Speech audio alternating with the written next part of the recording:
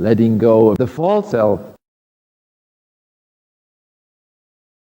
The false self consists in those three programs for happiness: affection, esteem, power, control, security, and survival, plus the over-identification with our group, family, ethnic, religious, national, or whatever. It was precisely that over-identification that caused the tragedy in Rwanda. And that's why this is not something that should be taken too lightly. If we don't take ourselves in hand and overcome those over-identifications, the chances are good that we'll continue to pour negative energy into the atmosphere and add to the world's misery. Whereas if we get cured of this in this lifetime, you'll pour into the earth's suffering atmosphere the power of divine love, which vastly exceeds the power of any evil or negativity. But it doesn't take away the negativity, it simply transcends it and becomes free of it and heals its power over other people. And this is basically the work of the redemption. An energy center is one of these programs, like power or control, that has become our spirituality, so to speak. That is to say, the thing that makes us tick, the thing we think about first thing in the morning and at night, the thing in relation to which we judge every other experience almost by second nature. When it fossilizes, it's like a center of gravity with the big eye of the ego at the center, and all our faculties and creative energies are limited because they're circulating around this center of gravity like planets around the sun.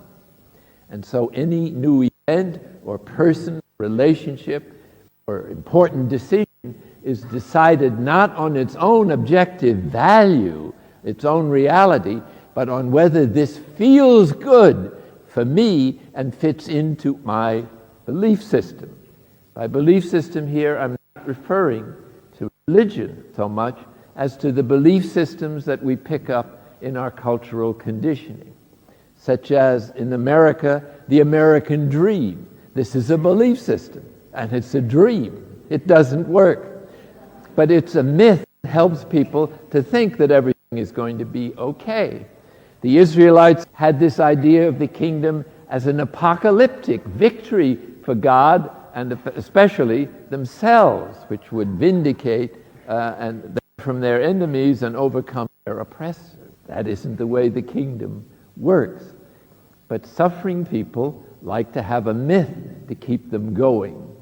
And if there isn't one, they'll invent one.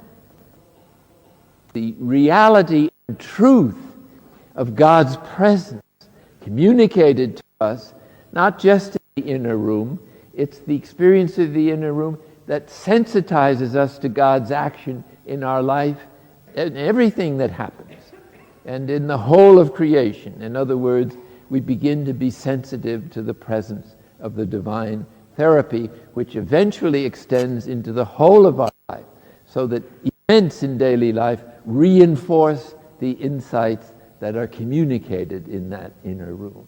We let go and reduce the energy we put into security programs, affection, esteem programs.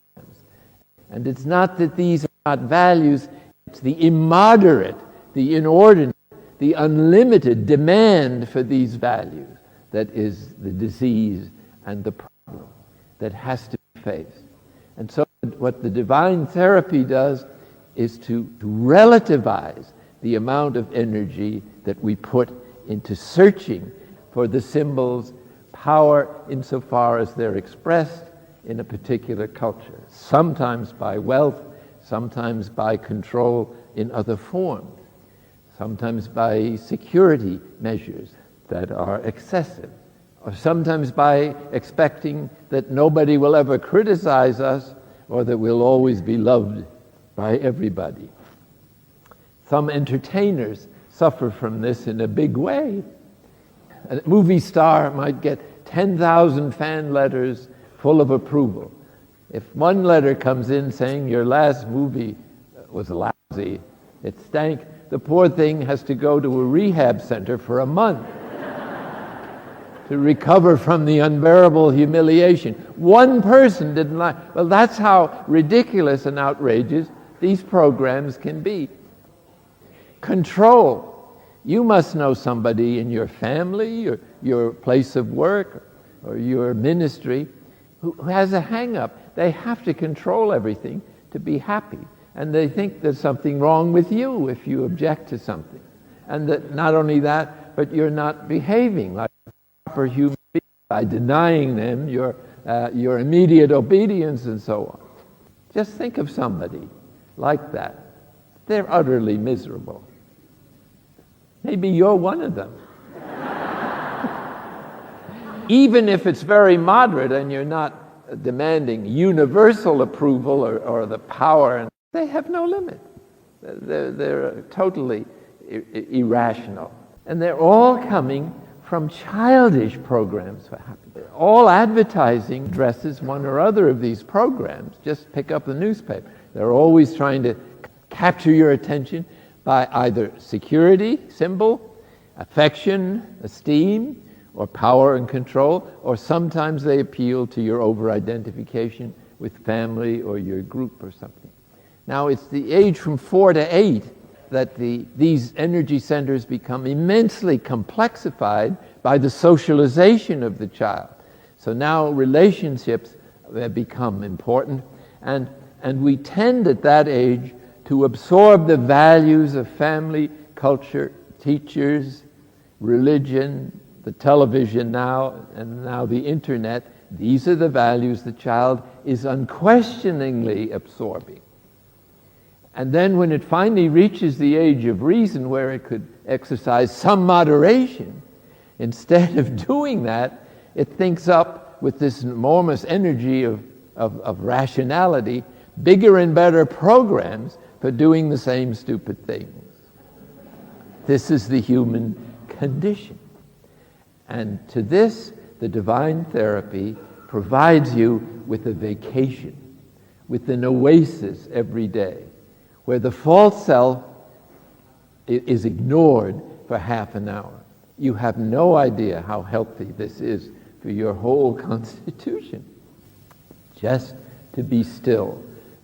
Method that Jesus suggests, however you go about it in detail, always involves those three things. Letting go of your immediate environment and its concerns and worries, letting go of your immediate thoughts and commentaries that the imagination pre-records to reinforce our afflictive emotions when they get frustrated. And finally, the ultimate silence, which is to stop reflecting on yourself. The deepest prayer is the melting away of the separate self sense. The separate self develops in early infant. As the child differentiates from its mother, then from the environment and the other little creatures crawling on the floor, a little later from its body, and a little later from its thoughts. And this is only the beginning of the differentiations that occur as in adolescence we desperately try to establish a self-identity or an idealized image of ourselves, which is usually rooted in those three energy centers. This, I suggest, is a serious illness that we all have. And instead of arguing about real estate and fighting over it, we should hold hands, the whole human race, and help each other to climb out of this swamp that in actual fact we all participate in, and which Jesus has come to rescue us from by teaching us what true happiness is. You get a taste of true happiness as soon as you experience the presence of God as an experience.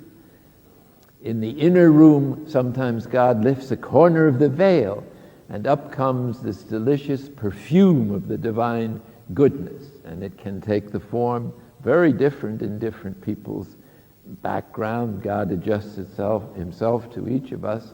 But it can be a sense of God's presence, or a sense that everything is okay, a sense of peace, a sense that we were forgiven, a sense that everything will be okay. It can be reassurance. It can be a very powerful experience of God's love for us and his total forgiveness of everything and everyone. And that relativizes instantly all the energy that we put into the false programs for happiness that can never possibly work. And then that energy becomes available to pursue the spiritual journey and to serve others from that place, from the inner room that might be called contemplative service, which is not self-interested service, but service that comes out of the experience of the same love that inspired God's creative and redeeming energy in us